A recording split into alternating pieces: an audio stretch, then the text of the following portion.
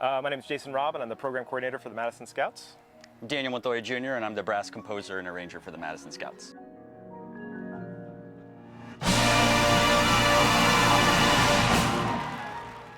Well, first of all, whenever we do anything that we do, everyone, there's going to be a lot of different things that people take from it on their own. But the idea is that we have a progression from, the idea of what people want us to be to what we want to be, or, the idea of the absence of color to color. We go from classical music to Latin music.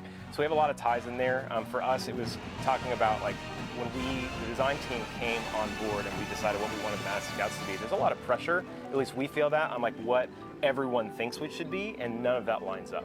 So instead of thinking about like what we want it to be or what someone else wants to be, the Madison Scouts are the Madison Scouts. If you look at the history of the drum corps, they've done lots of genres of music, lots of different visual interpretation, and so we kind of broke the barrier of like what are the two, for the Madison Scouts, what are two very distinct things. So we came in on, and Daniel's actually the person that talked about what the music was going to be. The original idea for the show was going to be all classical music, Latin, and then Daniel said no.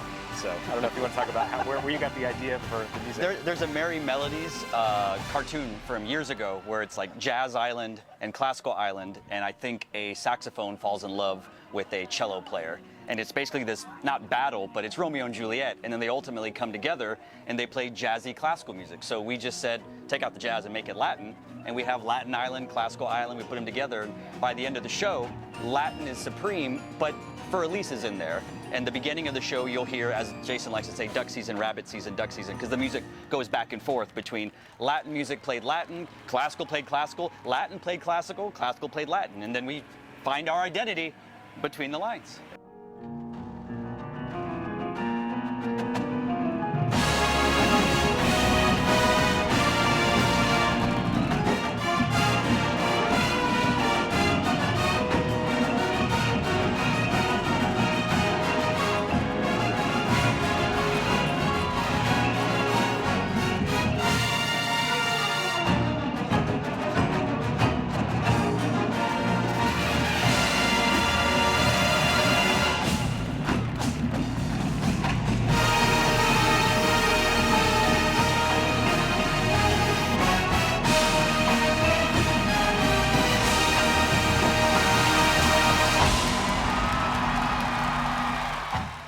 Something that Josh Wynn, our visual coordinator, says is just the idea of, between the lines, what was and what has yet to come.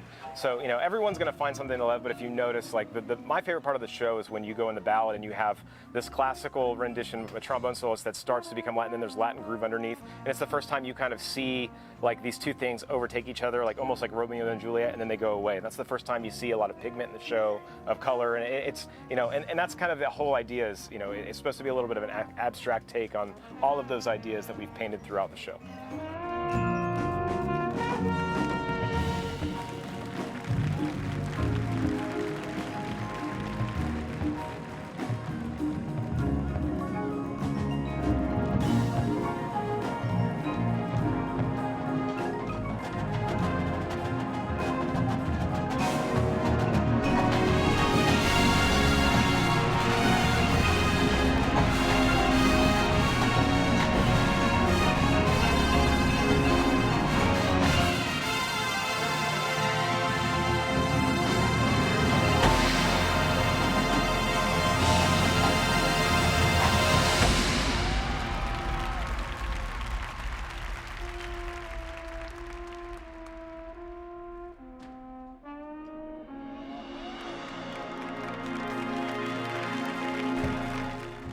One of the important things we decided was this wasn't a throwback show. It isn't a tribute show. This is a fresh take on tunes that maybe the Scouts have played in the past and some of the tunes they haven't played in the past.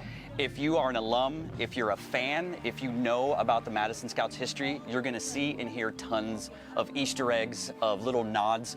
And if you're not, you're just gonna enjoy a really cool drum corps show. You don't have to have marched the Madison Scouts to understand and enjoy this show. But if you did, and or if you're a fan, you're really gonna love it because you will see things that are obvious and then you'll hear things that are obvious. But if you're like one of those super comic book MCU nerds, you're gonna go like, oh my God, like, did you hear that? Someone might go like, no, I don't know what that is. And you might go like, this is from 1988 or this is from 96 or whatever. And it was really important for us as a design team to create a fresh show that was sonically fresh and visually fresh at the same time, we want to say like, hey, we know where the Scouts came from. We know what people love and want from the Scouts. We're going to give it to you, but we're also going to give you the new Scouts, what we think they should look and sound like going on.